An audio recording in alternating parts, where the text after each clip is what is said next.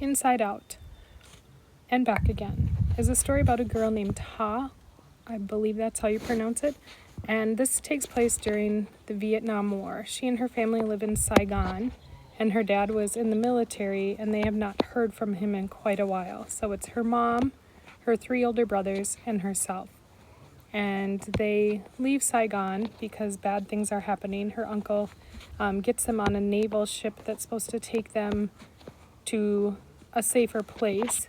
But while they're on this boat, it's just brutal. The lack of food, the lack of restrooms, having to hide below deck, only coming out at night, so that the boat does not get taken over by the enemy. They finally make it to Guam, and from Guam, they have to get adopted to come to the United States. And the people who are willing to sponsor or adopt families want people who are Christian.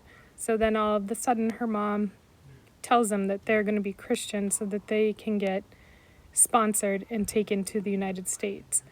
And because they are a bigger family, it's kind of a lot to be sponsored by someone because there are 5 in the family. But they do get sponsored by someone, and they end up in Alabama, of all places.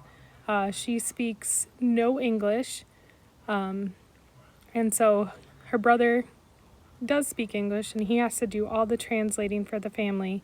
And they live on this man's ranch for a while until he buys them a home that they can rent, and he helps them get set up. But the neighbors want nothing to do with her and her family until they get baptized at a church. So they go and do that, and then the neighbors are much more friendly. But when they go next door, when they are getting introduced to the neighbors, they find a woman who is a former teacher, and her son was in Vietnam fighting for the United States, and he actually lost his life. But she does not hold this against the family.